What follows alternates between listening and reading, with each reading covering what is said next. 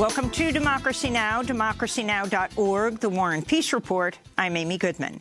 Democratic lawmakers continue to lay out their case Thursday for removing the President of the United States from office in the second of 3 days of opening arguments in the Senate trial of Donald J. Trump. Republican senators criticized the Democratic House managers, calling their arguments repetitive. Democratic Senator Mazie Hirono of Hawaii called the Republicans' claims hypocritical. The Republicans have said that we're being repetitive.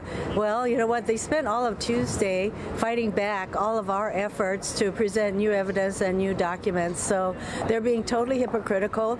Today marks the final day of opening arguments by the Democrats. Republicans begin their opening arguments on Saturday. After headlines, we'll air highlights of Trump's Senate impeachment trial and get the latest from law professor Marjorie Cohen, the former president of the National Lawyers Guild. In China, authorities have expanded the number of cities on lockdown to 10, affecting some 33 million people, as medical workers struggle to slow the spread of a novel strain of coronavirus. At least 26 people have died, which causes flu-like symptoms and is most dangerous to young children and the elderly. Most of China's movie theaters, some 70,000 theaters in all, have been closed. A small number of coronavirus cases have been reported in Japan, Singapore, South Korea, Taiwan, Thailand, the United States, and Vietnam. In Iraq, hundreds of thousands of protesters flooded the streets of Baghdad Friday, calling on U.S. troops to permanently withdraw from their country. The protest came after President Trump refused an order for a U.S. troop withdrawal by Iraq's parliament, which followed the U.S. assassination of Iranian General Qasem Soleimani on January 3rd near Baghdad's airport. Today's massive protests came as Amnesty International reported security forces have shot and killed more than 600 people since anti-government protests erupted in October, with at least 12 killings this week alone. Amnesty reports Iraqi authorities have routinely used live fire, tear gas, grenades, intimidation, arrests, and torture against largely peaceful protesters in Baghdad and southern Iraqi cities as they demand democratic reforms and the appointment of an independent prime minister. President Trump has invited Israeli Prime Minister Benjamin Netanyahu and Israeli opposition politician Benny Ganz to the White House next week for the unveiling of Trump's so-called Middle East peace plan. Palestinian leaders say they have not been consulted about the plan and were not invited to the White House. They have consistently rejected U.S. overtures since May 2018, when President Trump declared Jerusalem the capital of Israel and moved the U.S. embassy there. In Mexico, soldiers in riot gear used batons and pepper spray Thursday to beat back a caravan of hundreds of Central American migrants and asylum seekers after they crossed into the southern state of Chiapas from Guatemala. Among the injured was a pregnant woman who was left unconscious by the assault. Mexican officials say about 800 people were rounded up and bused to a nearby immigration jail. Mexican President Andrés Manuel López Obrador, known as AMLO, has bowed to intense pressure by President Trump to crack down on Central American migrants heading toward the U.S.-Mexico border as they seek asylum from rampant gang violence, grinding poverty, crop failures driven by climate change. Last week, AMLO pledged to provide jobs to thousands of the migrants as long as they applied for asylum in Mexico and not the United States. But many of those arrested in another immigration roundup earlier this week say they were lied to. This is Jose Enriquez, one of the 400 asylum seekers deported to northern Honduras Thursday. Over at the Mexican border, they tricked us. They told us that in Mexico, they were going to give us jobs, that there was employment for 4,500 people. And it was a lie, that there were 3 states ready to receive all the Hondurans who wanted to work there. But they only deceived us. The U.S. State Department says it'll send an ambassador to Bolivia for the first time in more than 11 years since the Bush administration. It's the Trump administration's latest show of support for the right-wing government that took power after President Evo Morales was deposed in a military coup last November. Under Secretary of State David Hale, he said in a video statement Thursday, the U.S. is looking to restore what he called a normal relationship between the U.S. and Bolivia. Hale traveled to the presidential palace in La Paz this week, where he met with Janine Áñez, who declared herself interim president in November. Áñez has a history of using racist, anti-Indigenous language and has vowed to bring the Bible back to the Bolivian presidency. The last U.S. ambassador, Philip Goldberg, was expelled in 2008 by then-President Evo Morales, who accused the George W. Bush administration of working to destabilize his government. At least 32 anti-coup protesters have been killed by security forces since President Morales' ouster last November, most of them indigenous. In Puerto Rico, hundreds of people joined a protest outside the governor's mansion Thursday, demanding the ouster of Governor Wanda Vázquez. Some protesters carried a full-size guillotine to the governor's mansion. Public anger is rising after a video posted online last weekend showed undistributed emergency supplies meant for Hurricane Maria victims sitting unused in a warehouse in the city of Ponce. Governor Vázquez is also under fire over her handling of the recent 6.4 magnitude earthquake, which killed one person and left thousands homeless. Vermont Senator 2020 presidential hopeful Bernie Sanders tweeted a statement in solidarity with the protests, writing, "After a decade of austerity, hurricanes and earthquakes, Puerto Ricans have a right to a responsive government and full federal support to put an end to this crisis," Sanders wrote. In South Carolina, a prominent African-American lawmaker has switched her endorsement in the 2020 presidential primary from Joe Biden to Senator Bernie Sanders. Richland County Council member Dolly Myers told the Associated Press, quote, "I like the fact that Sanders is willing to fight for a better America for the least, the fallen, the left behind," unquote.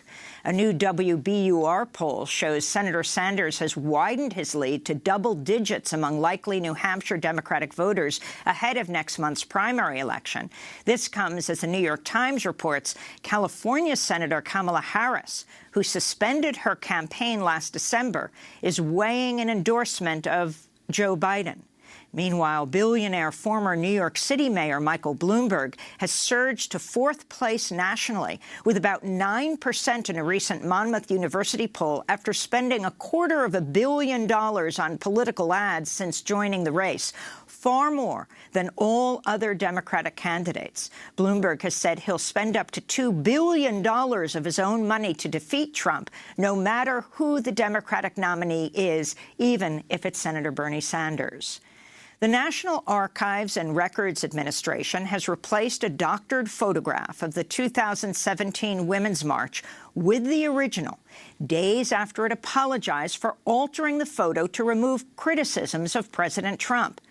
In an exhibit called Rightfully Hers, American Women in the Vote, the National Archives had displayed a large image of the first Women's March, but at least 4 signs referencing Trump had been blurred to remove his name, including a poster reading, "God hates Trump." Instead, it read, "God hates." Here in Manhattan, actor Annabella Shura told a packed courtroom Thursday disgraced Hollywood mogul Harvey Weinstein forced his way into her New York City apartment one night in the early 1990s, where he held her down and raped her. The experience, Shura testified, left her so scarred she fell into a deep depression, started cutting herself, and began drinking heavily. It was the first time one of Weinstein's accusers has confronted him directly in court since his arrest in May 2018 on charges of rape and criminal sexual acts. 5 more of Weinstein's accusers are expected to testify during the trial, though the statute of limitations has expired for all but 2 of their claims. Harvey Weinstein faces life in prison on the New York charges and up to 28 years in a separate criminal case in Los Angeles County.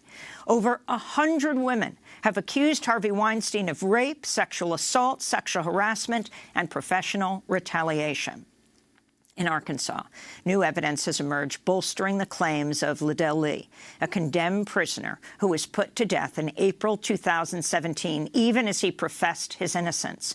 A Freedom of Information lawsuit filed on behalf of Lee's sister by the American Civil Liberties Union and the Innocence Project argues no physical evidence directly tied Lee to the 1993 murder for which he was convicted and casts serious doubts on the claims of forensics experts who testified at the trial. Meanwhile, an attorney assigned to Lee's defense has since admitted in an affidavit he was struggling with drug addiction at the time and unable to provide effective counsel. Lee's sister is seeking the release of crime scene materials for new DNA and fingerprint testing.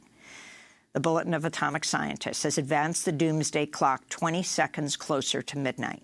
The clock is a symbolic timekeeper that tracks the likelihood of nuclear war and other existential threats. It now stands closer to catastrophe than at any time since its creation in 1947. This is Mary Robinson, former Irish president, former UN human rights chief, speaking Thursday as the clock was set to 100 seconds to midnight.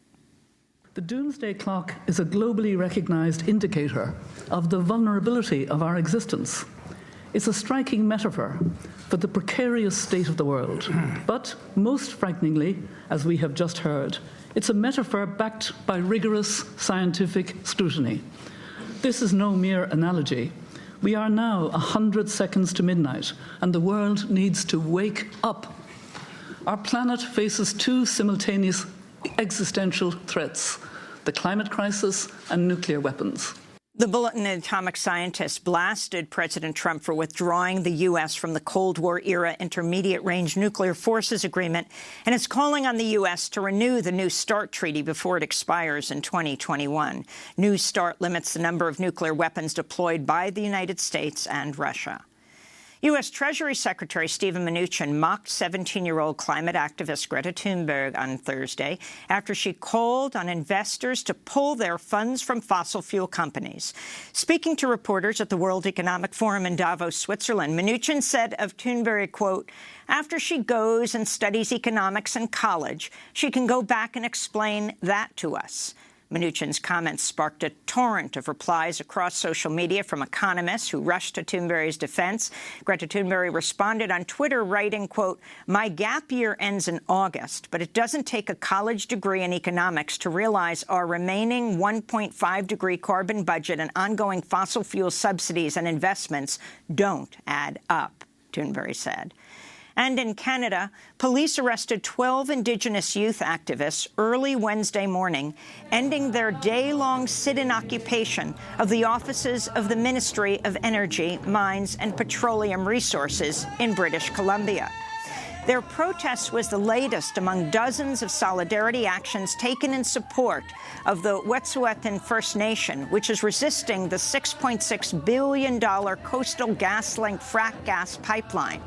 Earlier this month, Wet'suwet'en leaders evicted construction workers from the territory and set up a road blockade that cut off access to a coastal gas-link worksite. The Royal Canadian Mounted Police have since set up a checkpoint nearby, raising fears of a raid. This is First Nations activist Takaya Blaney, one of the 12 arrested Wednesday. Because what Indigenous people remember and Canada has forgot is that we have a sacred obligation to this land. As human beings, we all have a responsibility to that which gives us life.